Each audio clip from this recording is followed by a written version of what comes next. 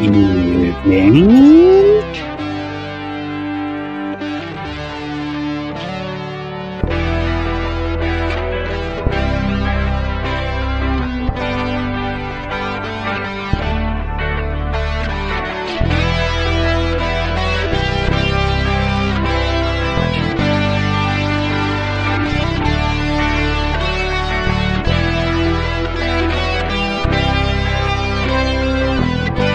Just in time to stream up the join.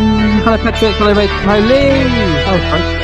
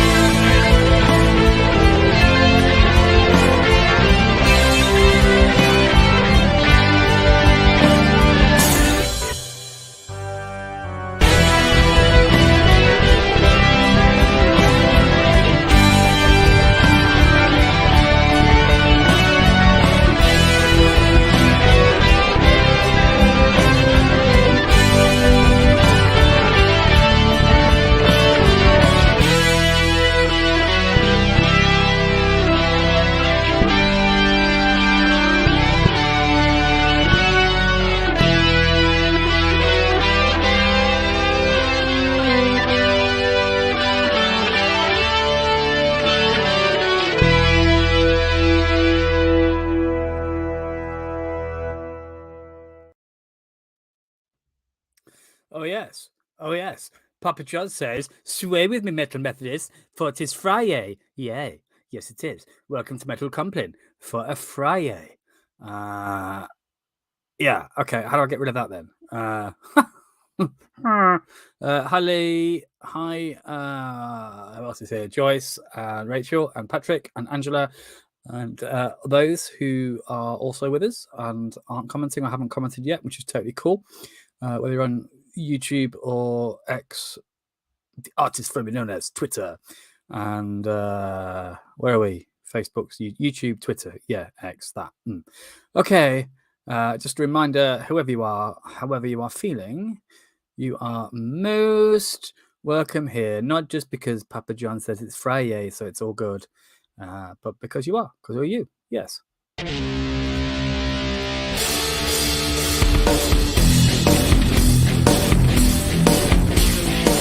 You're welcome here if you're she, he, we or they.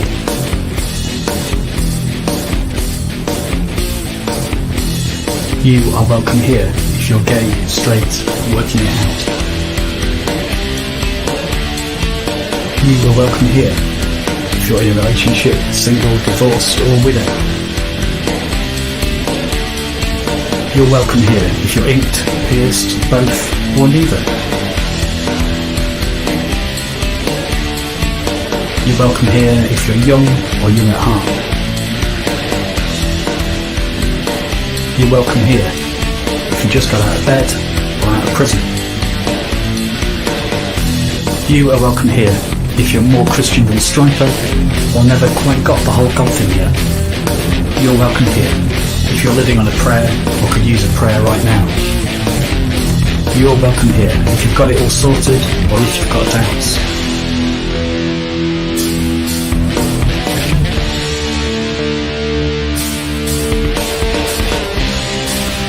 You are welcome here.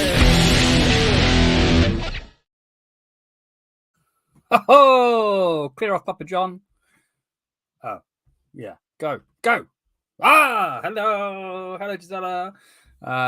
Thank you for sharing. Those who've been sharing stuff each day with the questions in the Metal Methodists plural Facebook group. It sounds like you had an awesome gig this week, Gisela. That's fantastic. And welcome, Lee. Good to have you with us. And oh dear, Donna. Is that with laughter or just your eyes not quite believing what you were saying? Going, dear God. Oh dear. I hope you're all right. And it's not, yeah. Yeah. Oh dear. So how are we? Well, before we get to that, let's just gather because the divine and the metaphysical, the ground of our being is with us. Oh yeah. Sorry, Don, I've forgotten you'd shared that. Sorry.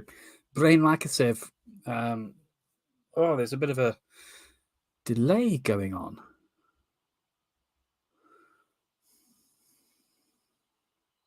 Oh well. So yeah, so totally prayers for Donna and yeah, what Patrick said. Amen.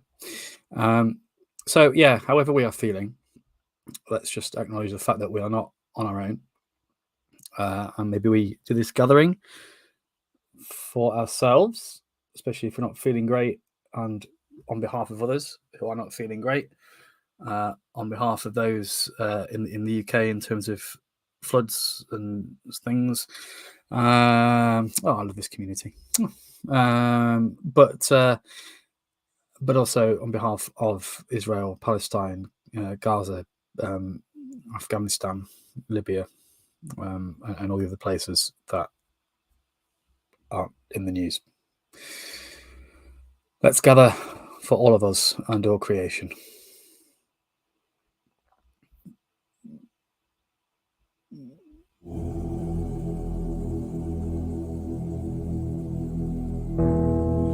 As moon rises, the sun slips sight. Begins the ritual of this night. For those convinced their path is right. Gathered from north, south, east and west, yet called at another's behest. Those treading the path that is left. ASMR slurp for ASMR fans.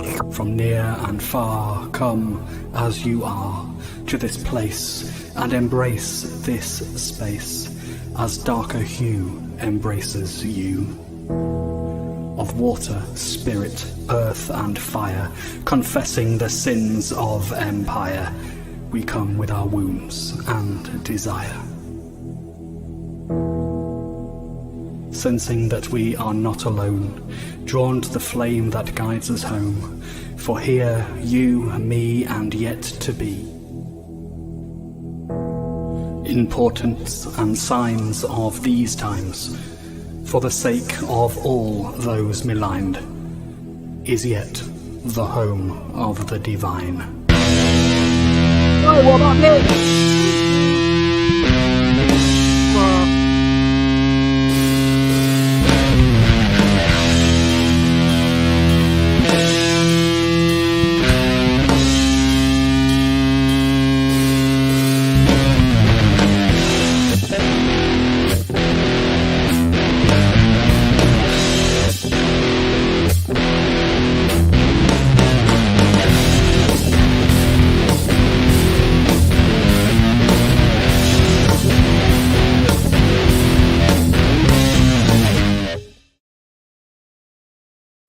Yeah, so sorry you are really struggling, Donna.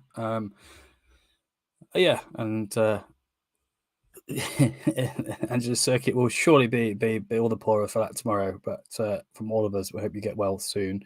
However, Donna, does that mean if you can't talk, does that mean you can growl? I bet you've got a wicked like death metal growl going in a minute. Don't try it though, because like not without lemsip to hand or something, because don't damage. I'm not encouraging growling. It reminds me, I've forgotten her name from GFM. Gold, Frankincense, and Myrrh is embarking on a solo career, and I think it's last night is their first solo set. So, yes, some on black metal. So I'm wearing my Infernal C t-shirt tonight. Well done, Infernal C. It's signed to Candlelight, and new album incoming, and the current single. Now I was right the second time. Single, with a reflection upon the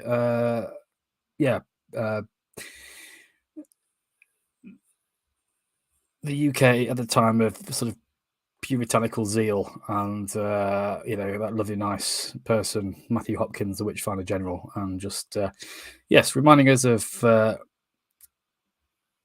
other times that religion gets used for horrendous things.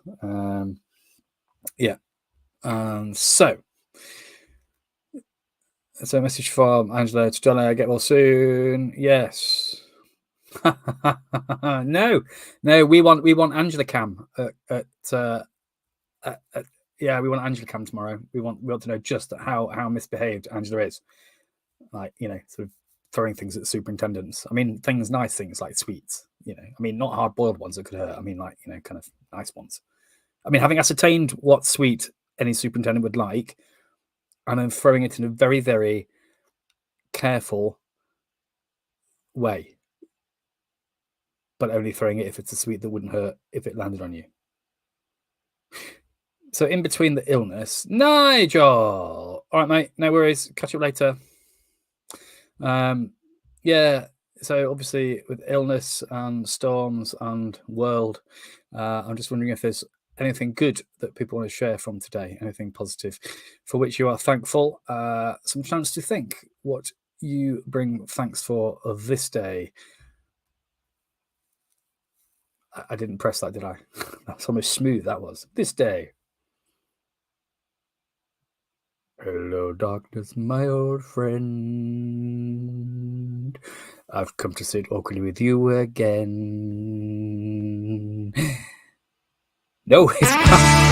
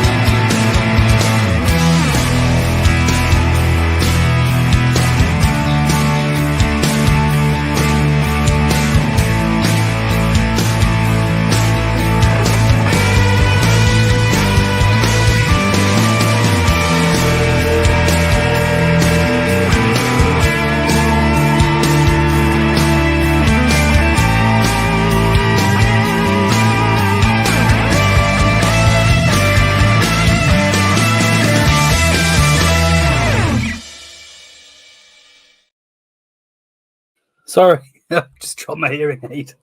What? Oh, the saint who so one of the churches who oh dear, so I'll be there in a minute. I'm just going to stop. Yeah, yeah, yeah. One of the absolutely stalwart members who'd been a steward for like 60 years, and I don't know if somebody had spilt like a zero on the end, a coffee stain. It looked like a zero, a bit like, you know, Jesus' face appearing crying in a piece of toast or something. But she has God's glory. She'll say to earth, thou will say to glory. And she's the one who said, she's the one who said, oh, we're having the church council in here, in this little room. Why are we doing that? Well, because me, doesn't know how to project. I can't hear him. So get mic'd up, sit there, start the meeting. Good afternoon, everyone. There's no need to shout. Yeah, I mean, I don't know. My hearing aid always reminds me of her now. Bless you, saint on earth, saint in glory, saint in heaven, until we meet again. Oh, mate, all your hearing aids not have batteries. Right. Yes, let's share these cheese and tax. Sorry for getting the giggles there. Cool. So we choose and tack for hijinks at vision planning, and warning to the synod secretary that you just got to keep an eye on Angela today, not Donna and Angela tomorrow. Donna and Angela, and we pray that Donna starts to feel better soon. So choose and tacks from Joyce for a very good day. Excellent. Went to 2 photo exhibitions in London. It's interesting. My daughter's just come back. Went with school, and she went to the National Portrait Gallery and greatly enjoyed some of the photography and stuff in there, so that was cool. And went to the Tate Modern, so that was her first experience. So really glad you enjoyed that. Which ones were they, Joyce? Juice and Jack from Angela for a sort of day off. Trip to McDonald's with your boy, even better. Excellent. I see. He's too old for Happy Meals, isn't he? Because we've got like Halloween themed squishmallows in him at the minute. We've got a was it a werewolf one? That was cool. Anyway, choosing Jack from Patrick with a quiet day in the office. Well done, sir. Catching up. Yes. Things that are hanging over, and yes, all of a sudden that next meeting where you agreed to do that is here again, and it's so I'm glad you've been able to do that, Patrick. Well, I'm sure that never happens to you, to be fair. Sorry, I'm not tarring you with my brush. Yes, now be careful here. I did meet the former MP for Mid Bedfordshire, Nadine Dorris, who is no longer the MP. Well, it hasn't been for quite a while, just hasn't got around to kind of actually doing it. Yes, so it's now Mid Bedfordshire, and I guess having worked at a local authority in that vicinity, interesting times then. Interesting. So with Donna being thankful for prayers and friends and antibiotics and grace, even when the world is racked with pain and violence. Yeah. Amen to that. Something wrong here tonight. I'll just Synod Secretary threatening to separate. So glad everyone behaves like that. They're Synods. Gisela, choosing tax. She made it home safely from buying groceries, not buying groceries, buying groceries in the pouring rain. Nice one. Glad you're back safe, Gisela. Rachel has a day off tomorrow. Excellent. Okay. Yeah, that could be interesting in this weather. I mean, between John Phil and Unston was interesting at sort of 8 o'clock this morning. I didn't bother later on. And I mean, and certainly between Dronfield and Colaston as you're going out towards Norton. Yeah, the car that's been on Facebook that was kind of up to its window in water. Yeah, I very nearly joined that one. Why is that guy parked there? Oh my goodness me! Yeah, so I'm glad that. Yeah, I hope that's all right tomorrow, Rachel. And maybe I don't know, Zoom an alternative. What Angela was? No, I don't believe that for a minute.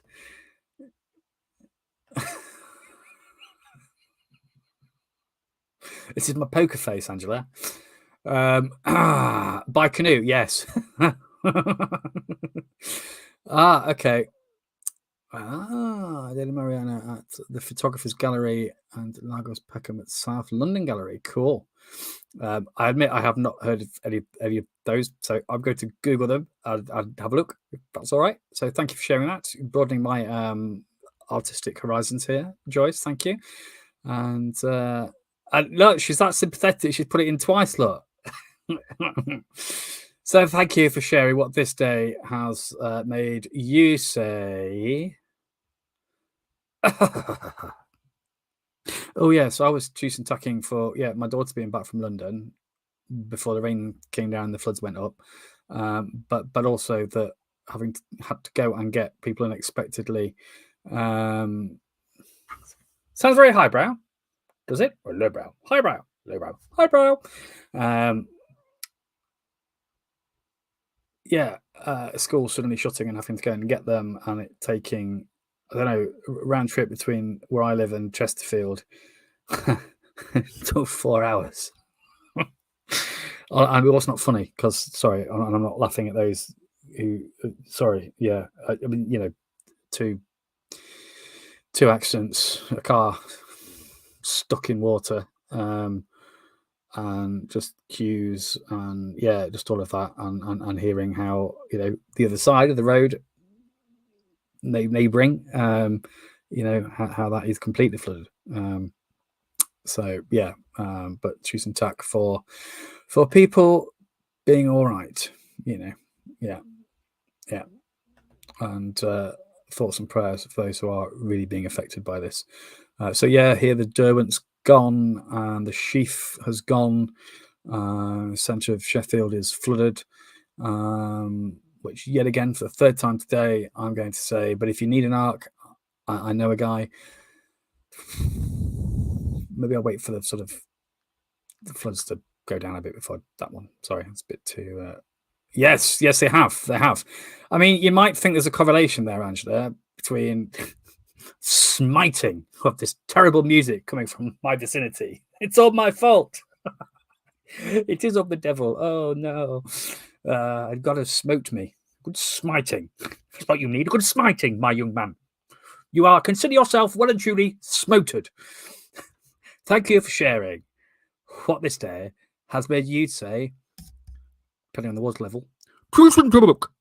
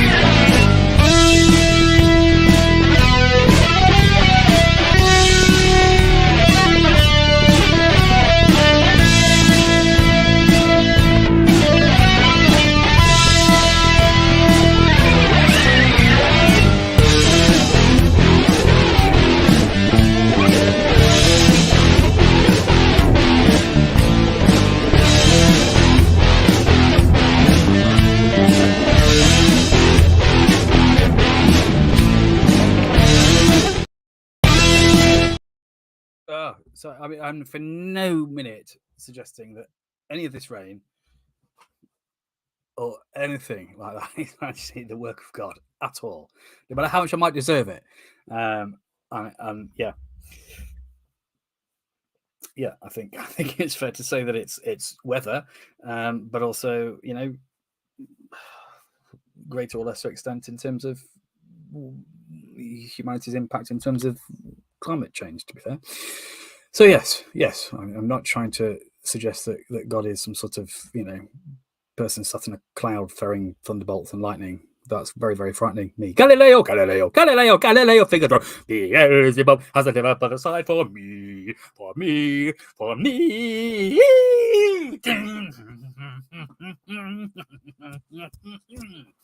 I've lost my glasses. That moment now where you sort of reverse your office chair back over your spectacle. No. Right. So I think what we'll do is there anything not so good today? Anything metal not in a heavy way? No, anything heavy not in a metal way that we want to lay down? Will I go and find a light and find my glasses?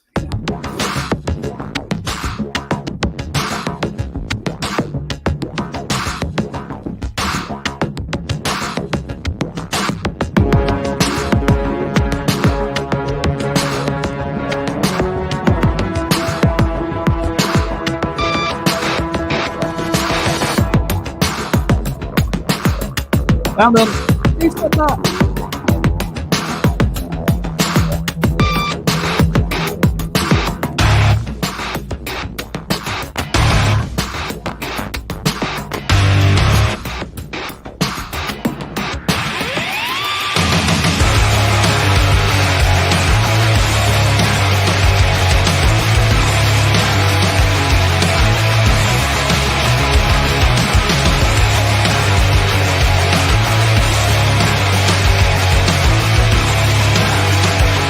Scaramouche!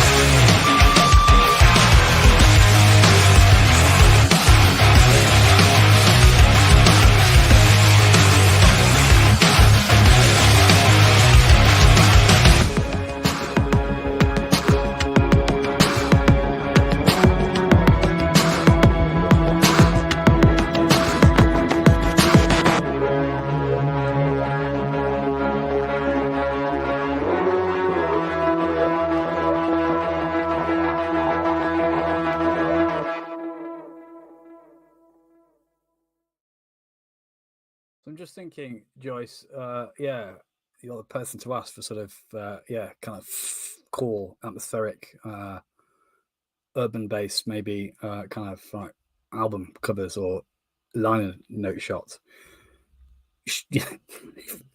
Not that I have any need of those things. I'd love to have need of those things, but that's cool. Hi, Rachel. Other Rachel as well. Second Rachel. That's not a book in the Bible. Should be, maybe. Yeah, quite often. Well, they were in my head for a fraction of a second before they slid down the back, and I was looking behind me, and they hadn't fallen on the floor. So every time I did that to look behind me, I was actually crunching them. So yeah. There we go. So yeah, just things you want to let go of today. I think as Angela says, those affected by the storms and the rain, and heard some amazing stories of communities coming together.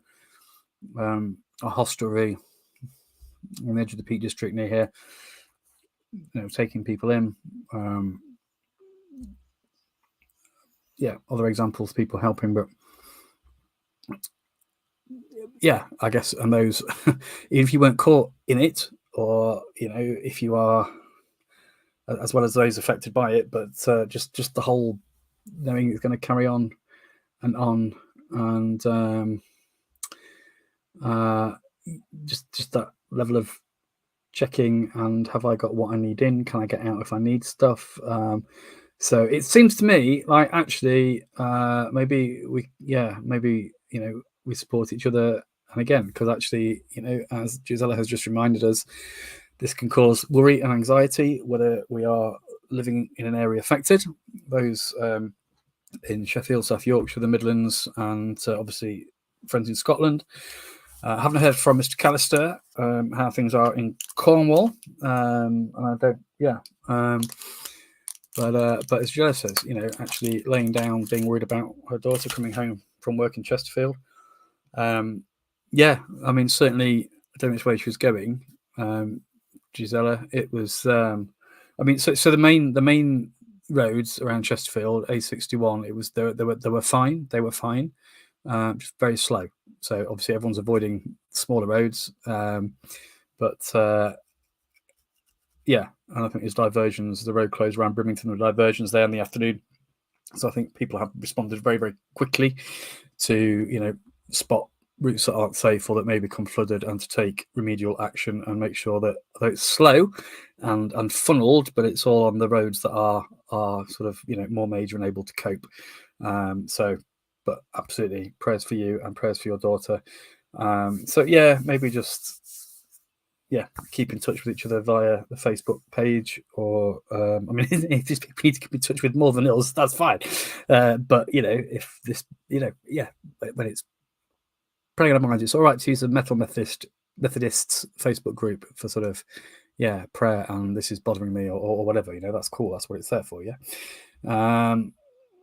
So we lay down all of that, and just I was worried about getting back, and so just those with anxiety or whatever, for whom this, like, life is anxious enough without something like this, and at the same time I can see myself going, yes, but well, who are you to worry? Because no, look at Gaza. But in the words of I was about to say, each of us have a cross to bear, but again, that makes it sound like it's in some way God sent, which it isn't. So much of this is the result of our own human behavior and treatment of creation, as a lot of the other issues in the world are about our treatment of each other as human beings made in God's image. But each of us have our own stuff to go through, and that is real. So I don't want to minimize any of it, really. So with Donna laying down impatience at being sick, and having to miss important events, including worship and mission planning day. Well, what you can do is we'll do it now. We'll say Donna and Angela can have a quick conflab. So what we're going to do is we're gonna fly Gisela in. So we're going to do sort of kind of pan-European sort of learning about faith and culture. So that'd be cool. And Joyce is going to take some photographs of it as well, and she can show us the streets where we can go and do mission.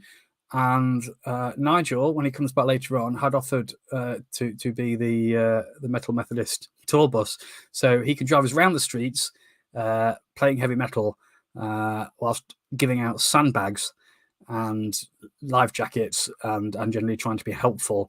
There we are. That's so we're worshipping and doing mission all at the same time. So job's a good one. Thank you very much. Glad to be in service.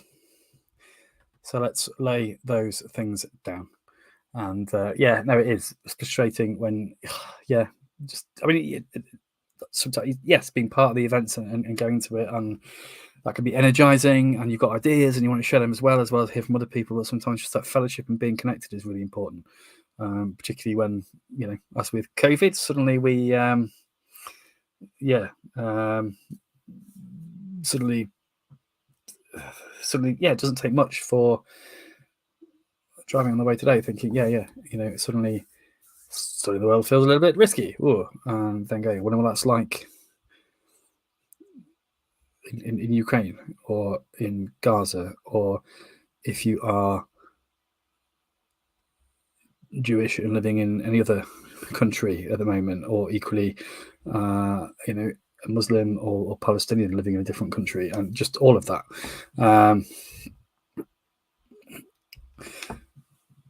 Lee, please do let some of that professionalism rub off this way. That'd be fine. That'd be excellent. you're not able to go to a synod, are you? A Methodist synod and help those around mid Bedfordshire to act more professionally. I'd offer to help, but I can't get there for the rain. Otherwise, they'd be the paradigm of professionalism. No, cool. Hope the shift's going all right, my friend. And yeah, absolutely, Rachel. I'm really sorry that has happened. Yeah. Yeah. A job doesn't define you, but yeah, the impact on our self-esteem and their identity and meaning, and yeah, all of that absolutely is corrosive. And I'm really sorry that has happened. And I know it's easy to say, and it probably just make a blind bit of difference, but I think for those of us who getting to know you through this community and valuing you, and your kind of care for others as well, and humor, and all those things, just those are the things that make you, and we all give thanks for that, and we give thanks for you. And yeah, I just pray that deep sense of who you are, who God made you to be, and all those things that you are and will be, whatever job you're doing, whatever job you're not doing, just the who you are, because it's in you, and it's the who you are that is the gift to the world, I guess. And so I did this thing, went on a course in mid Bedfordshire, Angela. We were in Private Eye. We were sort of scathed by Ian Hislop each week. In Private Eye. Oh dear. Anyway, I went on this course and we did neurolinguistic programming, like Darren Brown stuff. But it was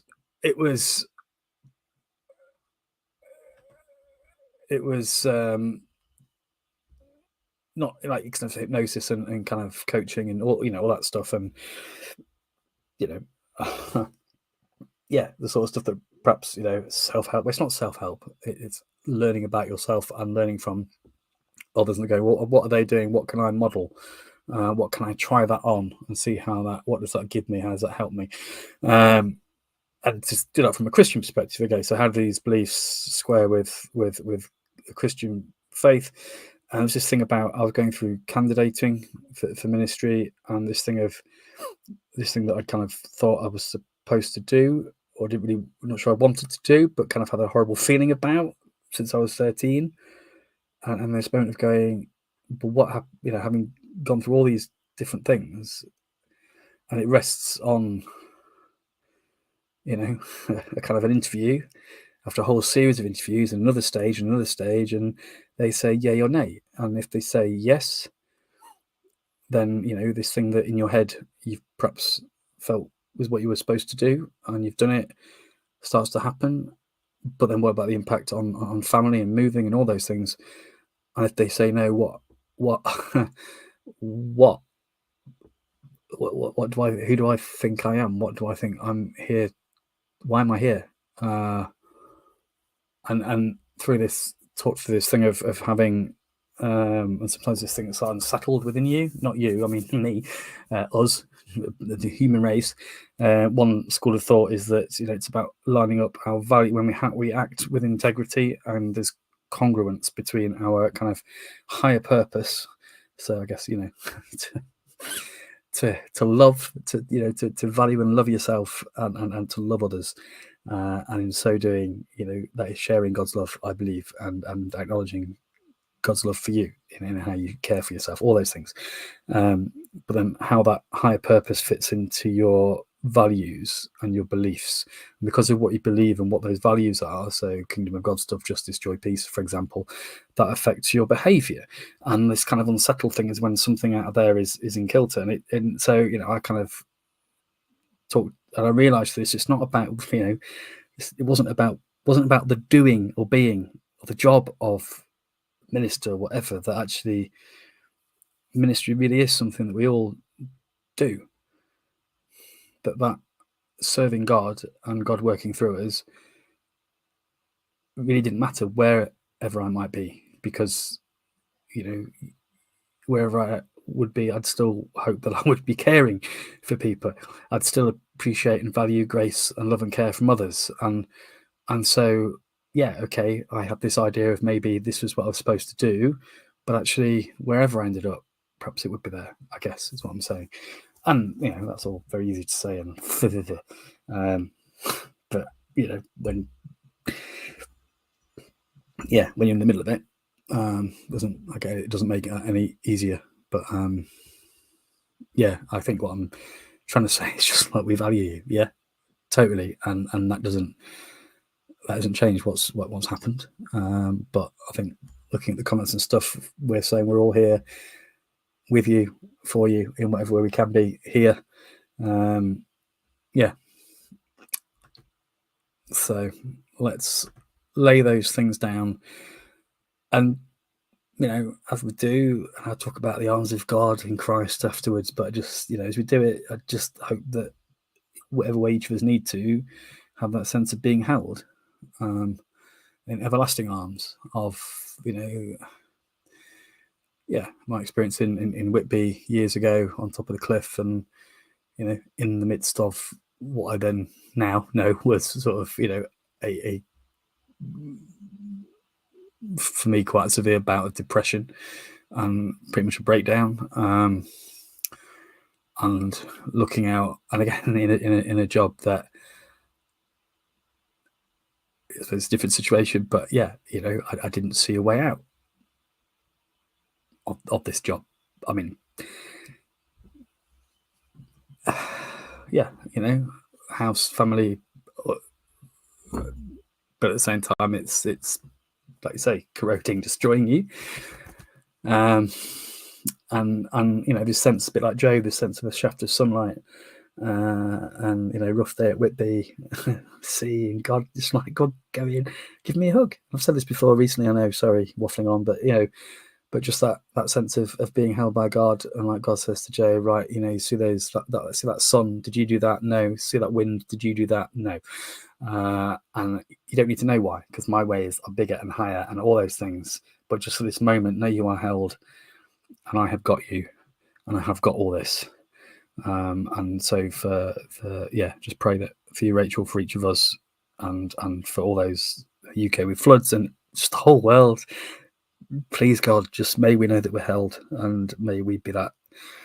May we help each other know that we're held. Shut up, James. Yes. Let's just lay that down. Yes. The principalities and will to power, the worms from within my own darkest hour.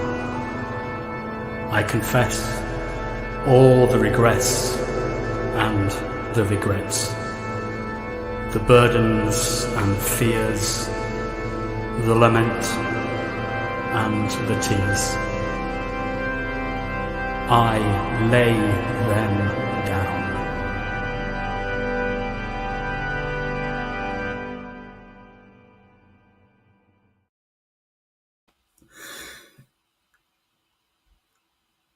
Just, yeah, thank you, Rachel, for sharing that. And again, just your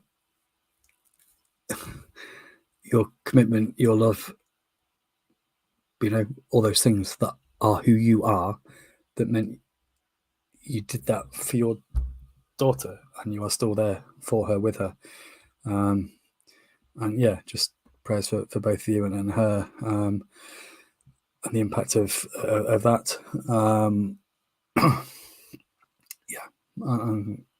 I guess for all of our well-being, physically and emotionally and mentally. And that thing about being in the desert, read a book. Oh no, I've forgotten who it's by, Angela. It's just Dean Alan Chapman, who is the Archdeacon. She pops up in a taxi. She doesn't really. It's just after this TV series Rev, where the Archdeacon just comes in a taxi. And she wrote a book. It was about resilience, and it was. I heard her talk about it. She went physically into the desert as part of this, and her book was I think it was part of her PhD, or I think that's right. but about women in ministry and in higher levels of ministry. And this is probably written at a time before the first female bishops. So she was, probably quite a, she was cutting a path, as it were, even though Methodist oiks like me, yeah, yeah.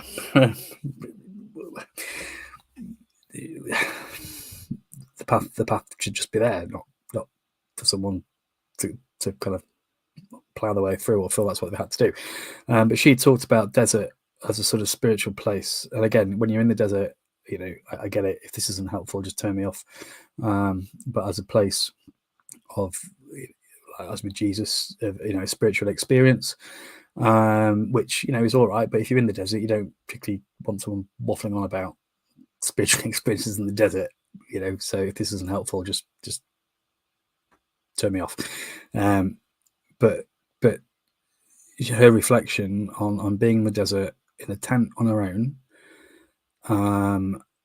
was the fact that it's so hot during the day, but at night it is so incredibly cold. I mean, dangerously cold.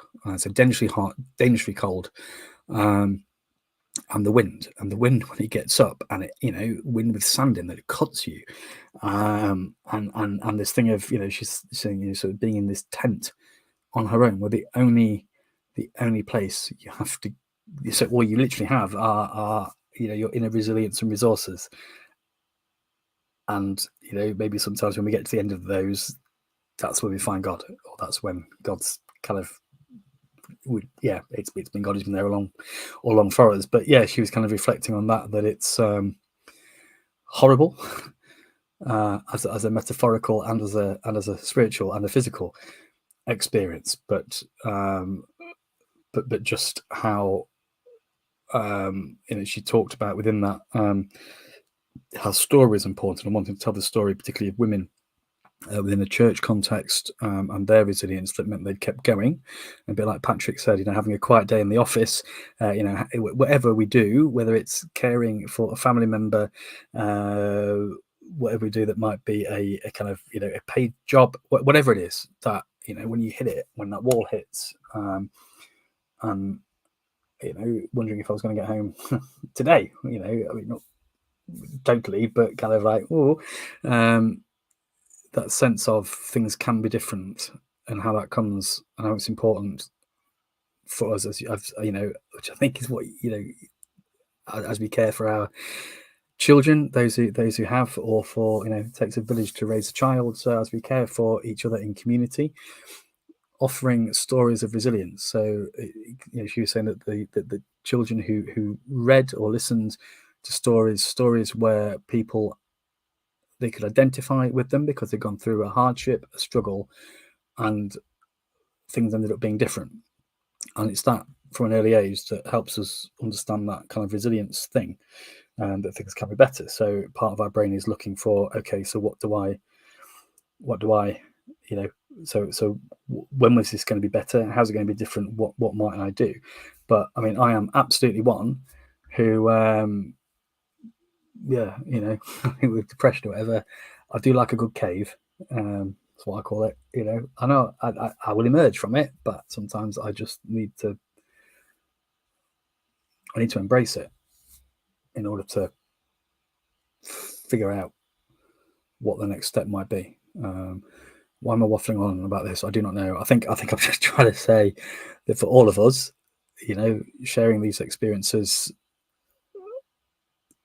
there's moments when we find God with us in it, and maybe through each other, but also the times when it really feels like, where the hell are you, God?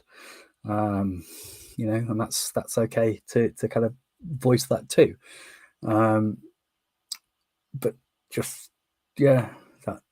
that we have a space, and hopefully this is for some people, some of us, where we are able to acknowledge and face the desert, and stare at the desert, look it in the face, stare the cave in the face, and engage with it. Like Indigit Bogle was saying in the Kathy Bird book, The Divine Heart of Darkness, that particularly there's a sense in which, particularly in churchy Christian circles, we need to be full of the joy of the Lord. And so, people don't want you to talk about what you found difficult, or you're thinking, praying, but it doesn't seem to make any difference. What's the point? Is God there? I don't know. What is the... No, don't say that. Don't say that, because, but actually that's our lived reality at times, isn't it? And there's a whole tradition within Christianity of asking these questions and of wrestling with it, and that's okay, because it's biblical too, and it's in some of the great sort of mystic traditions of Christianity as well, to wrestle with that, but this book, The Divine Heart of Darkness, kind of asks that we want to kind of move people on.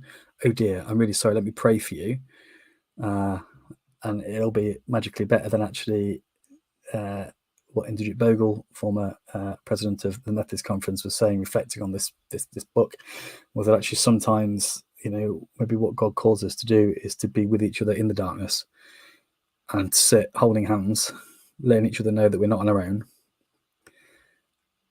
And in God's time, in whatever time, in the right time, then a sense of possibility or what next might emerge, rather than trying to drag people towards this sense of joyous light, and when actually maybe God calls us, Jesus himself spent a whole night in the darkness of death, and however you want to interpret those scriptures and things around it, but actually, how can we be? Maybe this is the way we are being it, but be with each other in those desert times, in those dark places, I guess, is what I'm saying. Yeah.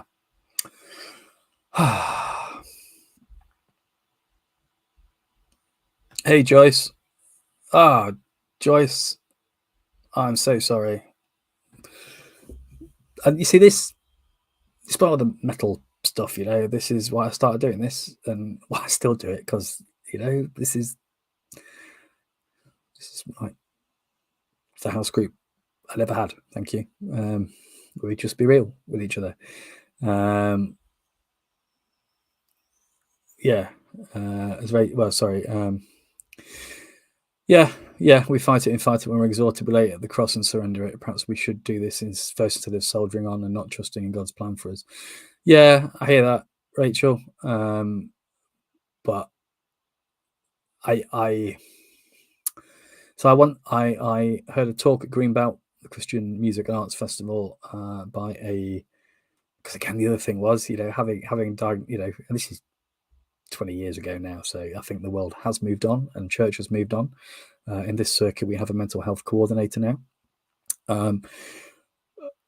But depression or struggling mental health issues, or some mental health issues, were seen as, well, it's not enough faith, or you haven't prayed hard enough, or and this guy was talking, who is a Christian and a eminent psychologist, and he called depression and those kind of mental health related experiences the illness of the strong, because he said there's a disproportionate or an overrepresentation of people with depression. I'm not including myself in this, by the way. I do not possess these qualities, but of people who are in caring professions, or in some way in roles in which they are, giving out and caring for others, and would be the first to tell somebody else to, it's all right, step back, take some time for you, or do it, all those sorts of things, because of who they are and their caring nature, would find it really hard to apply to themselves, and even when they're told to, find it really hard to apply to themselves. So I think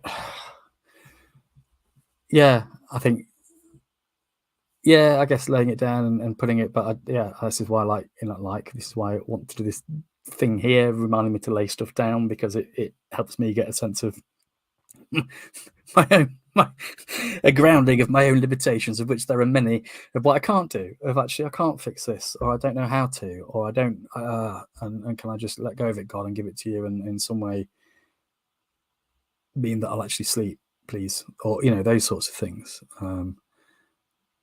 But still, even when we do this, still, it usually takes something else before I look back and go, oh yeah, perhaps if I'd prayed or talked about it or whatever 6 weeks ago, man, or whatever, So I think I don't think it's certainly, I wouldn't want anyone to feel any guilt or shame or guilt about, kind of the keeping on.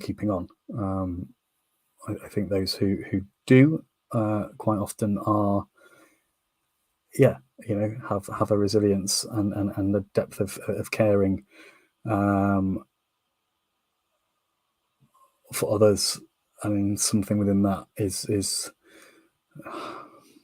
my prayers that those people will be able to apply that same sense of caring and giving out to themselves as them also being absolutely worthy and of that, not even worthy, but just entitled to that care. Joyce, I'm so sorry that was your experience. Oh, thank you. And likewise, man, I hate bullies. But fair play, Joyce, for taking an action. And I mean, obviously, I don't know the denomination.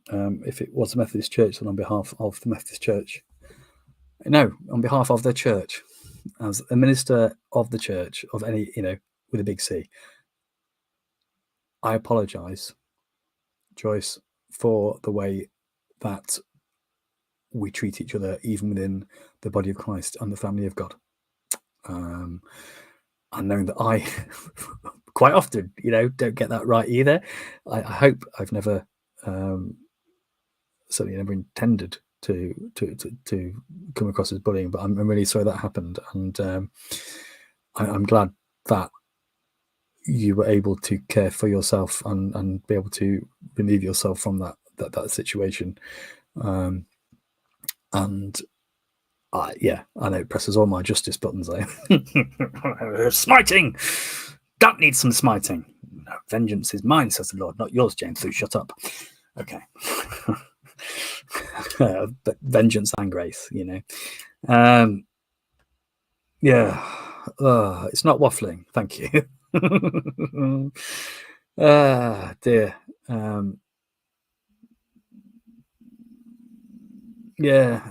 Bullying is awful. It really is, man. Night, Patrick. Cool. Thank you. And peace with you, Patrick. Absolutely. So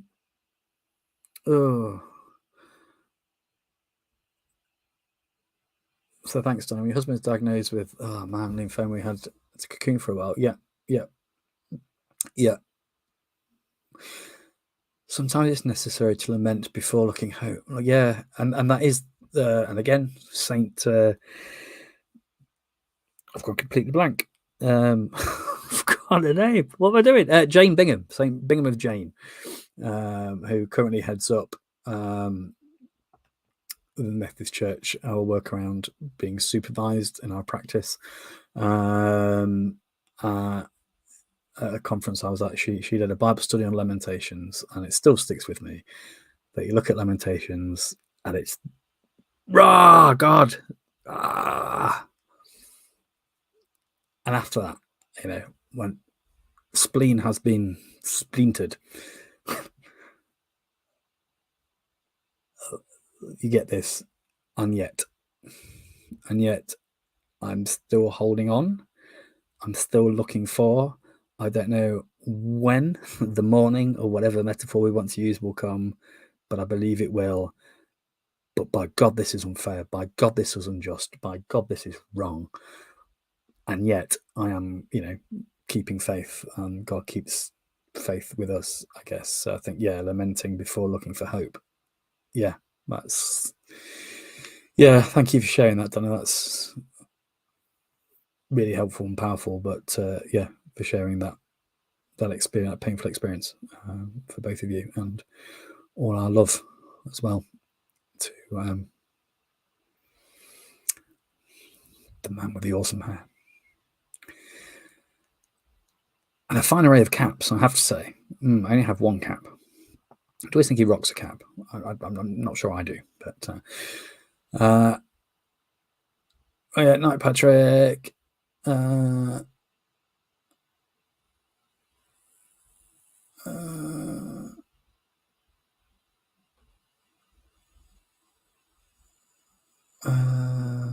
Which bit's that to Rachel? That's so short-sighted and reductive. Oops. So, okay, Rachel, your daughter's eating disorder consultant hugged you as you sobbed and said, yeah. I mean, Def Leppard like pouring sugar, but, sometimes the sugar runs out. And again, the mental health coordinator. So this is training, and again, if anybody wants around the area through the Sheffield circuit, it's being offered for people to go on mental health first aid. And yes, it's about yourself, but also about working with others. And some of it, again, because of, I guess, the types of people involved in churches and charities and caring professions and police and all those things, shopkeepers actually, and people who just the sort of people who want to try and help and be with people, but actually need to know and be assured of what can be changed, that this isn't your responsibility, and that so that's the sort of thing it covers. But it talks about your kind of stress bucket, and either it gets to the point where it overflows because you've already got this stuff in it, unless you're kind of looking what's in it and going, oh, we need to just acknowledge some of that, or I can't be, no, actually I need to no, all this first, cocoon, cave, whatever.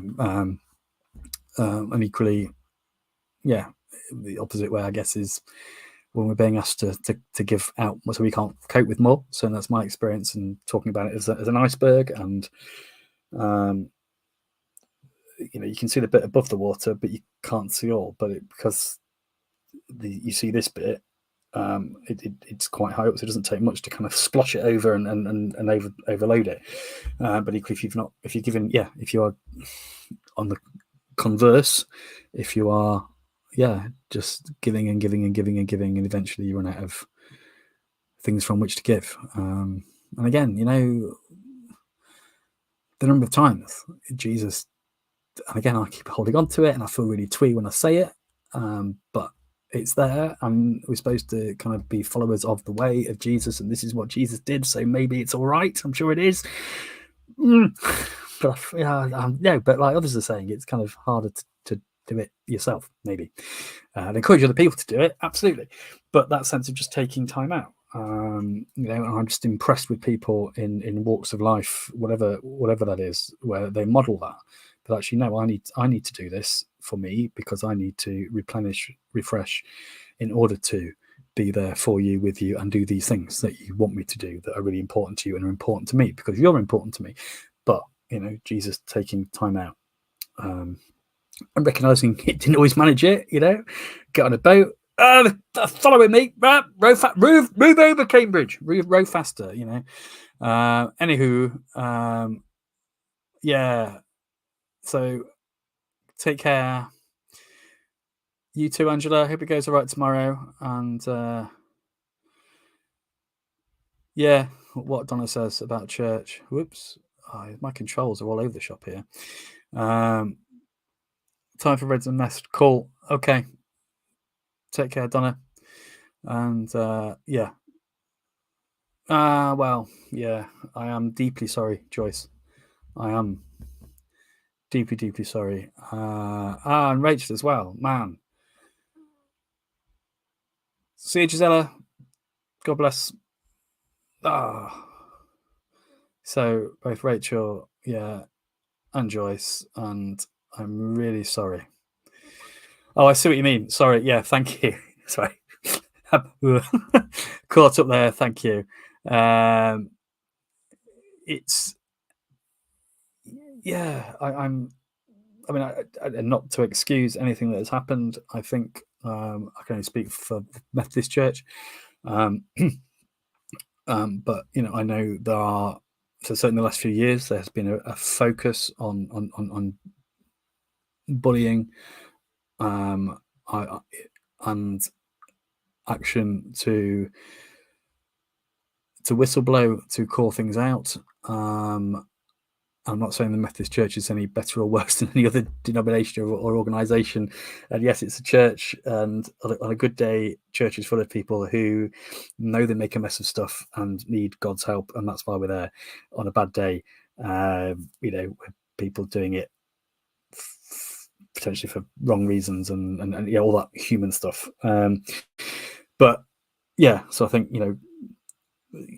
clear training and documents about how we relate to each other, and things so lines drawn, I guess, in order to be able to draw back upon and say, well, actually, no, we knew that this was not an okay way to treat people, because actually, it's been in this training and it's been preached about, and it's in this document here that was handed out at the back of the church last week. And this kind of changing culture, I suppose it is, but actually also not allowing people who are perpetrating bullying behavior, etc., to say, well, I didn't know, no one ever challenged me before. Well, but my sense is that Methodist Church has been recently, and is being proactive on that.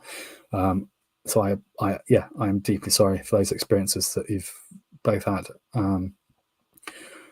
and from I guess it doesn't make it better, doesn't help, but I guess I want you to hear that from my perspective, working in the church, I am aware of more resources, more focus on how we actually relate towards each other and behave towards each other. So lessons that perhaps need to be learnt are being learnt, I think. I pray. I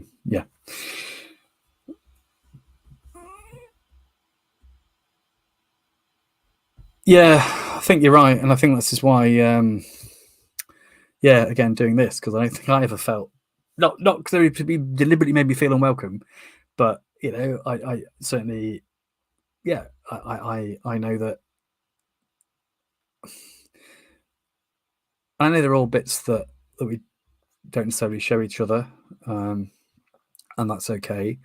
But I think if you're wanting to be as open as possible with people, you want to be able to talk about fully who you are, the person that you love, or the fact that you are perfectly happy and fulfilled being single, or the challenges of being a parent, or the fulfillment you find in other ways and aren't a parent, whatever it is. And for me, predominantly, it's been about music and all this sort of stuff, and it still is at a very, I know it's almost a light-hearted, low-level thing, but compared to what the people are sharing, but this sense of, well, it's not church, it's not God, it's dark and it's evil and it's this and it's that. Well, then that means then you're not welcome and you're not welcome. So I think acknowledging, trying to create a space. Thank you, Rachel. And I think this is just, I don't know, I think we are, I don't know about other people, but I and again, maybe I should have more faith, and I need to own the promises of God. Maybe I'm oversharing as a minister now, I don't know, but hello, Kate, backsliders roll. But that thing of I can manage to beat myself up metaphorically, about stuff without, without other people joining in, let alone, people prefacing it with the words, "I'm just saying this in love." No, you're not. No, you're not. You're not. Yeah. All are welcome, but I sit there. Yeah. So I think, a space where we can just share this.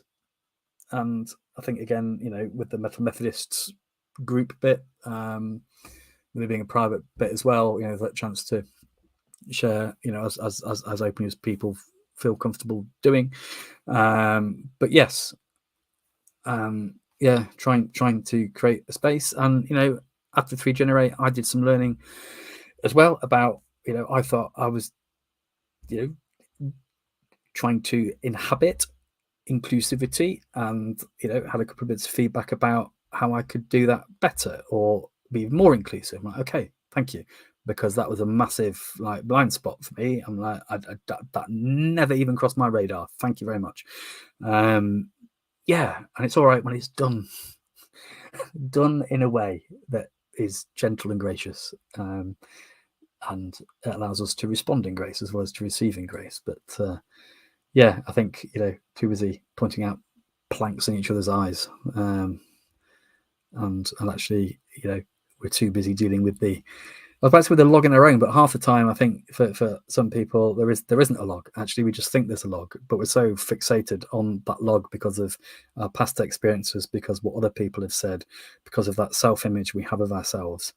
And I just pray that stuff like this, whatever it is, wherever it is, you get your 5-a-day message that you are awesomely and wonderfully made, of itself. Even if you never say or do anything else, you are still amazing and wonderful, because in the words of Pantocrator, you are a custodian of God. Don't need to be or do anything else. Yeah. Church can be gracious and gentle. What? Well, yeah. Well, I think we're I think sharing when it hasn't been, praying that it might be different, looking for signs of hope, but acknowledging that it can be, church and life in general can be a desert place, a cave place, a duvet place, whatever. And I just think, what you said here, Rachel, about cocooning and caving, eating ice cream. I mean, Ben and Jerry's, right, comes in half-litre tubs, and I'm not joking. I'm a firm believer. Something in my brain looks at things like that, or a packet of chocolate bars or biscuits, and like packet equals portion, even if they're individually wrapped. So I am Mr. Pringles. I can't stop once I pop. But I will. When I eat ice cream, I eat all the ice cream. Lie to friends. Put the brave face on. Make excuses for why we're not turning up to whatever, or no matter how much people tells us it'd be good for us, sometimes it's just too much. And that's, if it is, then that's okay. And part of that is respecting each other, and still being there, still being there for when we are in a place to share, or to have that conversation, or that coffee, or whatever it is. Too tired even to bathe. I need, like house stuff. I sometimes I have to get it to such a state that I'm so cross with myself that's the only thing that motivates my bottom sometimes to because it's just all too much sometimes. Looking at yourself from a distance. yeah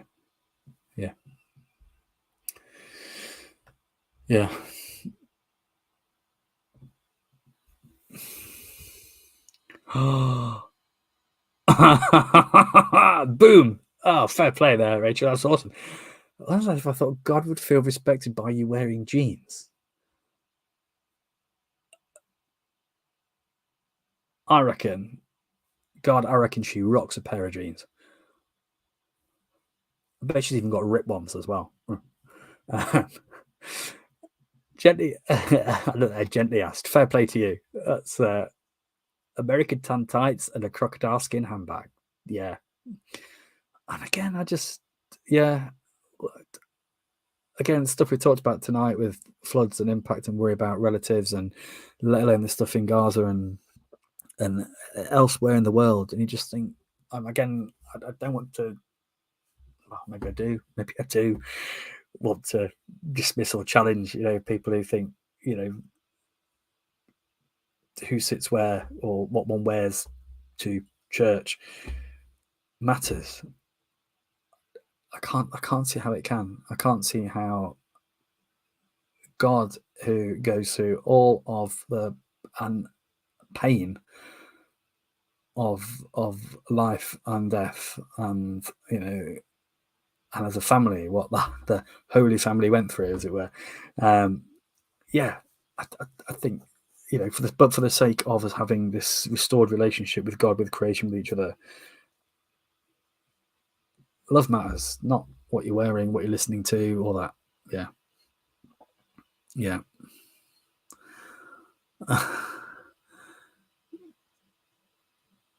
Okay, Bon Jovi, Def Leppard, good. If it's Metallica, get you some chips. Yeah, God probably wears a bit of everything, really, doesn't she? I reckon. Yeah.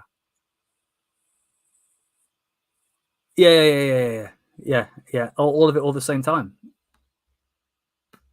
But it may not look like that. It just there are more clothes in heaven and earth, Horatio. There are more clothes in God's wardrobe, Horatio. Yeah. So I used to do when I did Nottingham, like pre-Rock City kind of going out Rock City tape, and it was all like the sort of upbeat melodic stuff. But yeah, come home from like wherever, and after a not a good day, it was Machine Head, first album, full blast. But again, thank God for music that we can just get it out of our systems. Sometimes System of a Down, obviously. I do like a bit of eyeliner. Yeah.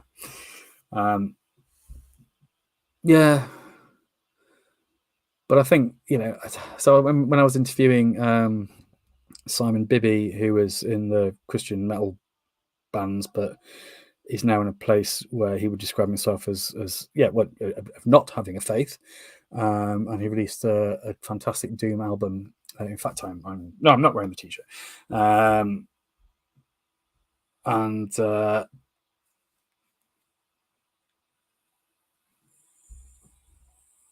they and it's, what was I saying? He talked about, sorry, I got sidetracked by Iggy Pop news, and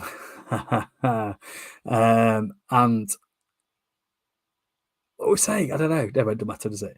No, don't know. Can't have been important. Sorry, now I'm just looking at all the comments and getting sidetracked. So yeah. So I don't know. I'll backtrack and I might remember, but it probably wasn't important or interesting. Yes. So at baptisms, whenever I can get away with it, so most of the time, I always play "Come As You Are" by Nirvana, and people get ready. Actually, by, do I mean that one? Let's get the Bob Marley together and feel all right. It's a fantastic hymn. Absolutely. And Rob Sutherland up in Halifax at their Rock Mass uses that. They have a sort of live rock band, and that band plays for their I think monthly evening service, which is cool. And I play that, and Are You Gonna Go My Way by Lenny Kravitz and stuff. But that was it. I was talking about the Going Out tape and the Machine Head, and that was it. Isn't it good that actually that music can be a vehicle to express some of this? I guess it's like journaling, and you can listen to music and journal, but there's something about the lament thing of giving voice to this feeling, and the gift of music allowing us to express that when we can't quite express it ourselves, or go, yes, it's this feeling, even if there's no words, it's this emotion. But then in some way it's kind of outside of us, and we can perhaps then get some perspective or objectivity on it and prod it and play with it and kind of go, okay, so what's going on then, and come to understand it a bit more and ourselves. And perhaps then that's when that hope or that next step, not necessarily the solution, but at least the best next step, starts to form. So thank God for music, whatever it is that you listen to.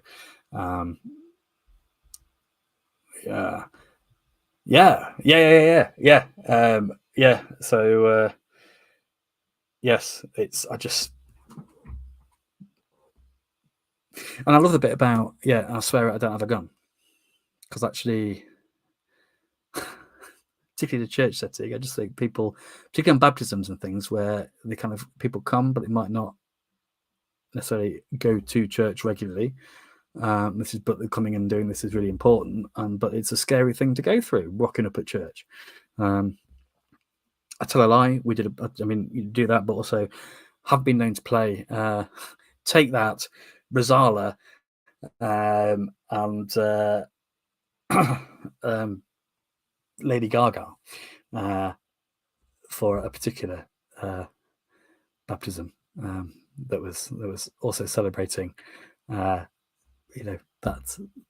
love is found between a man and a woman, between two people of the same sex, between people who are cohabiting, and equally for people who are not in a relationship, either for the moment or because actually they are fulfilled with that, the God and love is in all of that,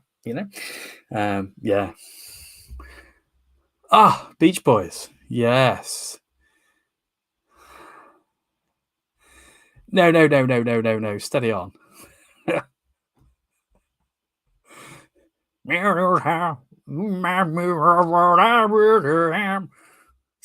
It's like he took Eddie Vedder's voice. I did a bad impression. I don't know what I'm saying, but he sounds a bit like Eddie Vedder. But it's that sort of, was it early 90s, sort of slightly post grunge or rocks kind of answer to, but it's that sound. Once saw them sporting Bon Jovi. That was but anyway, hoo-ha. So okay, so Pulp, interesting. Again, because I lived around the time that Pulp were out. I was in Retford and then Nottingham, so interesting, that perspective from Pulp. I hadn't picked it up. I always had Sheffield's sort of oasis of, well, not oasis, but of stuff. But Beach Boys, fantastic musicians, fantastic music. So I've just realised the time. Sorry, everyone. It's late night Compline on Hallam FM. It's not Hallam FM. Don't sue me. Is it still going, Hallam FM? Has it now become Heart? All I know is the chap who, Jono, who very kind did the voiceovers for Metal Methodist, is the same Jono who does all the stuff for Heart and commercial radio. Well, no, it's great because we all like different music, and I think that's what I was trying to say at 3 Generate. That the feeling of the 5,000, which is the reading they were using, it's like a rock. It's like a music festival. Everyone's come to see a particular band, or their different tastes, different backgrounds, different walks of life, and we're all there. And you know what? When we're all queuing for the same Portaloo, we're all the same. Particularly if somebody tips you over in it. Only once.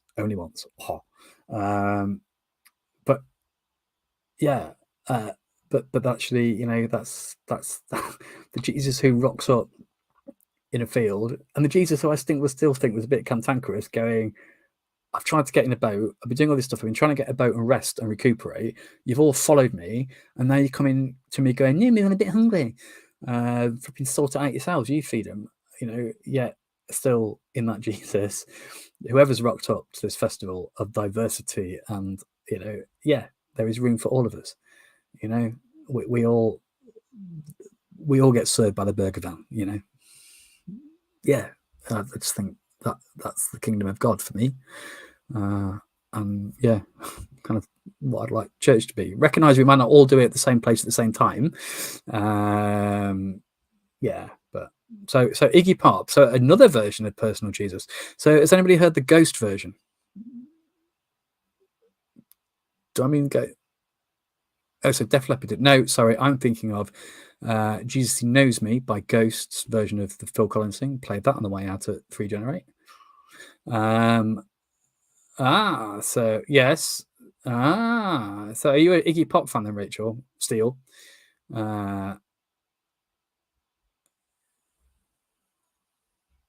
Yeah, you see.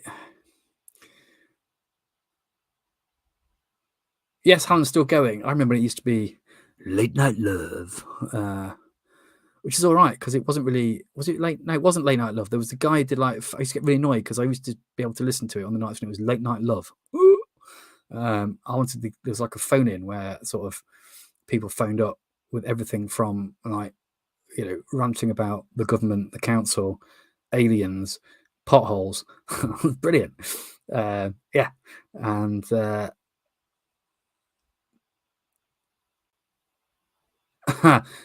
Jesus will be charging a tenner for warm water and stale falafels. Yes, your falafel is not falafel good, my friend. Yeah. Yes, Def Leppard did a cover, and of course, Marilyn Manson, not Monroe. I've just seen the time, peeps. Sorry, but thanks for sticking around. And so, yeah, I guess I know I need to write something else for praying, but I'm going to play it because, and again, I've got to be careful. I'm playing stuff that is mine, so I don't get hit for copyright, even though I've got permission because Facebook just doesn't like it. But I just want to play this as a prayer, and if there's anything else people want to type in, but lyrically, I feel like it sums up what we've been saying tonight, that actually sometimes we don't know how to cope, we don't know what to do, and that's even while we're being strong for the people, and sometimes a space in which we can be together and stay with each other is actually the way in which we experience God with us, and that we hear that universal, eternal, literally moving heaven and earth love that God has for each and every one of us. So let us pray.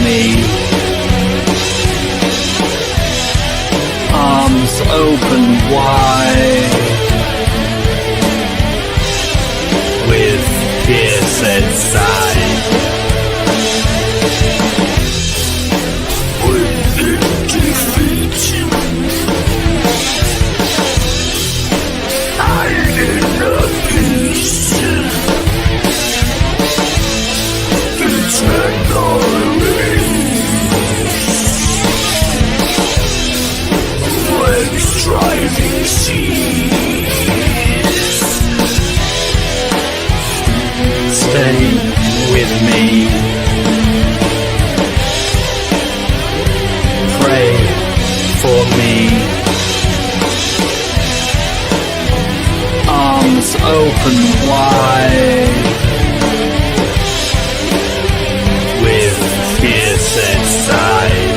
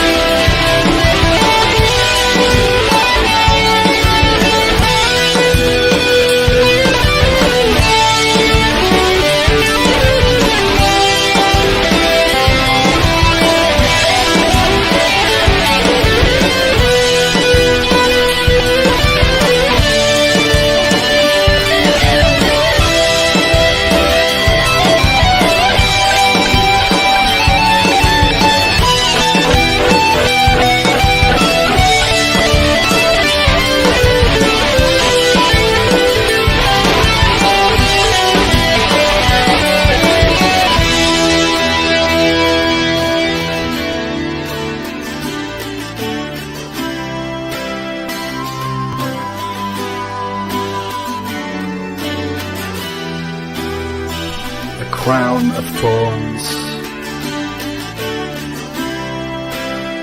for all my scorn.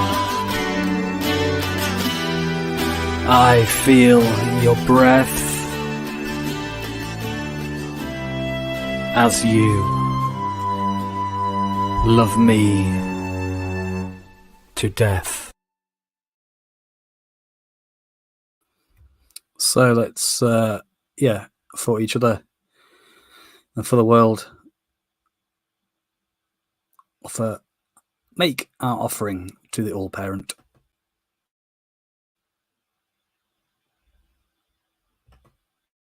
To the one in whom all people and all creation have their being, may your kingdom come, your will be done, as above, so below. Sustain us for this day. Show us grace as we seek to show grace to those we feel have wronged us. Save us from the worst that is within us and within this world. For the kingdom, the power and the glory are yours, now and forever. Amen. Every time it says show us grace, I always want to go, now, I mean, I wrote it, right? But now I want to go, there she is. I found Jesus. He was behind the sofa. And this is why I get into trouble, or have got into trouble. I am too flippant. But I don't know. We deal with we I think we're honest together about the tough stuff, and we can laugh together as well. And that's, I don't know, all feels Jesus-y to me. But thank you all for your company. Whoop. Hearing aid, glasses. Hopefully see you tomorrow night. Just a reminder, if you want some tunes, then not the throat sweets. I mean, Donna might still need some. Hope she's better soon. But if you want some music to get you through the night here on Late Night Love on Hell the Method. No, over at metalmethodist.co.uk, the link to the Metal Methodist mixtape across the top banner. 24-hour streaming radio of Christian rock and metal, which is essentially it's my entire Christian metal record collection, and occasionally in there I put one or two songs that secular songs that I still think either have something to say, something to critique about faith, about the world, about issues, but also songs that are just cracking hymns. even though they might have been written as that, including Come As You Are. Yeah, and including Welcome to Wherever You Are by Bon Jovi. I think there are times when that song, followed by, you know, because you made it this far, remember that you're perfect, God makes no mistakes. But also from the Have a Nice Day album. Story of my life. This is the story of my life. It isn't black or white, and it's anything but grey. And I write it every day. And this space life is so much better because you are all in it.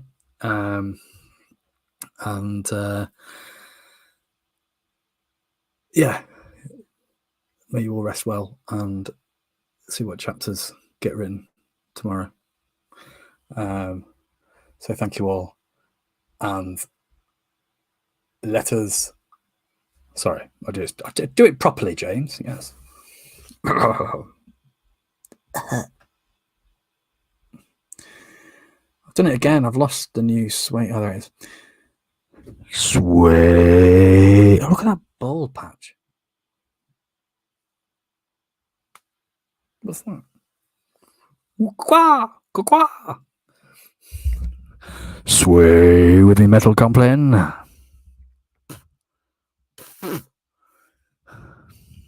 Sway with me, Metal Compline. Didn't press it.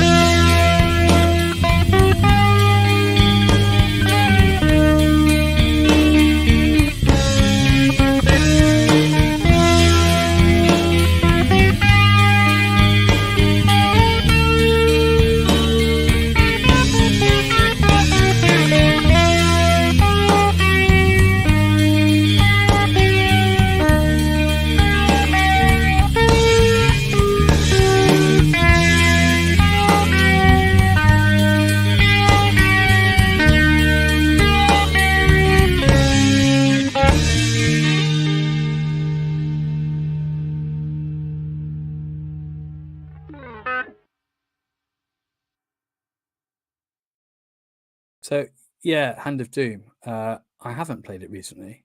I just reminded myself the lyrics. Hey, thank you for swaying. And yeah. And so I've done it twice now. I think played War Pigs in church on Remembrance Sunday. Not, of course, you know. But, that's, I mean, you know, as a, you know, Prophets of Doom, totally, you know, yeah, Black Sabbath at times and many other bands are absolutely prophetic, as in speaking forth, not telling the future, but speaking out and saying this is wrong. Vietnam War, just and we are literally just imploding in on ourselves, and yeah, it's up to us to choose a different way, a better way. And may we choose love because it first chose us. See you all. Not Iron Man then. Iron Woman. No. War Pigs, Ironing Song. I'm gonna try that. Maybe I need to buy a new metal patch and iron it on. I need to remind myself how to sew. I haven't done it since I was 7 properly. No, Cubs, Scouts. When I was 18 with Iron Maiden patches. Yeah. Go well. Goodbye.